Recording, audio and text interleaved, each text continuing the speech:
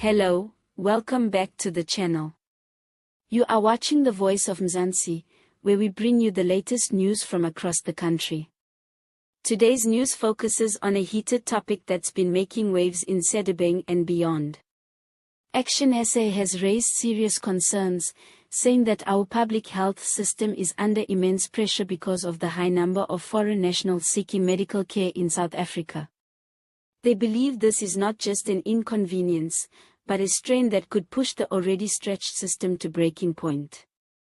Please make sure you watch till the end so you can hear where we got our information and try to verify it yourself.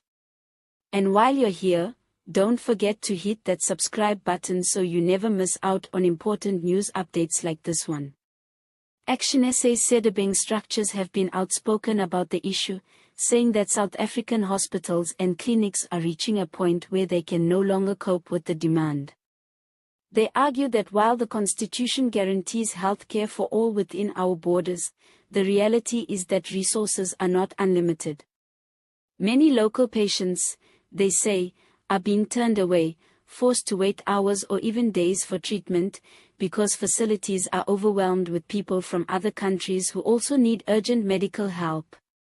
According to ActionSA, this is not about turning away people in need, but about fairness and sustainability. They believe the government has failed to create a balanced policy that considers both humanitarian needs and the rights of South Africans.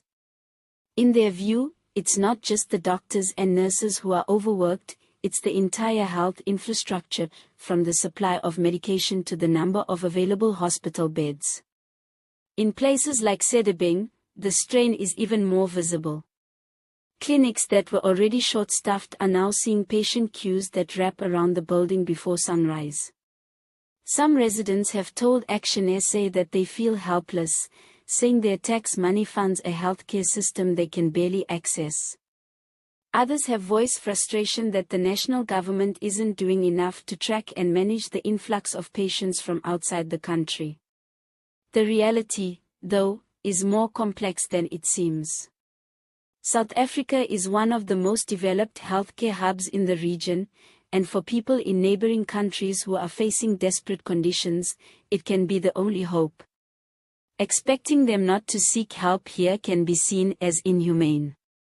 On the other hand, ignoring the growing strain could mean both locals and foreigners suffer together when the system eventually collapses under the pressure.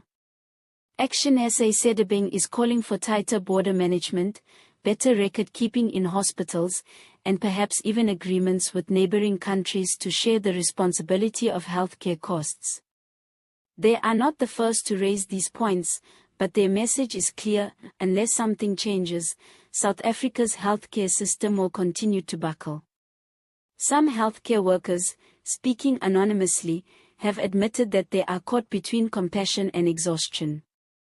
They say they want to help everyone who walks through the doors, but the sheer volume of patients means they sometimes have to make heartbreaking decisions about who to treat first. One nurse described it as a situation where everyone loses: the patients, the staff, and the broader community. There is also the issue of undocumented patients. Without proper identification or medical history, treatment can be more complicated, more expensive, and harder to track. ActionSA argues that this lack of documentation makes it nearly impossible to plan properly for resources or even keep accurate statistics about the true size of the problem.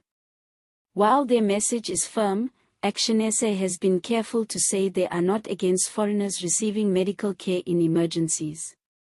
They simply want the national government to acknowledge the strain and put policies in place that protect the quality of care for everyone.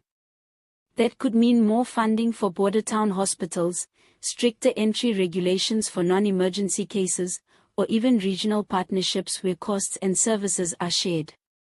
The Department of Health, however, has often reminded the public that the Constitution is clear: healthcare is a right for all who are in the country, regardless of nationality. They argue that turning people away would violate not just laws, but the moral principle South Africa stands for.